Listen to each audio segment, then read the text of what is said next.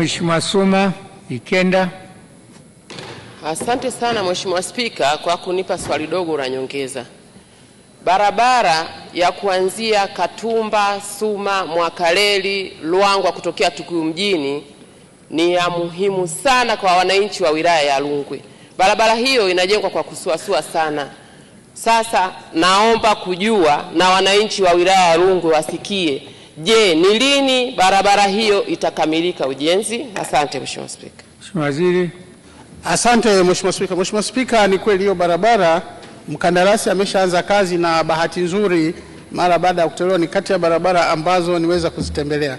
Mheshimiwa Spika, kinacholeta changamoto kubwa ni kwamba eneo alilolitaja ni moja ya maeneo ambayo yanapata mvua nyingi sana. Kwa hiyo kuna maeneo ambayo kwa sasa hawezi kufanya, lakini kutokana na kusuasua kwake tumetoa maelekezo, na mkandarasi huyu ameshakutana na viongozi wa TANROADS makao makuu, kwa maana ya viongozi wao wa juu, kuhakikisha kwamba zile kazi ambazo zinaweza kufanyika zinafanyika.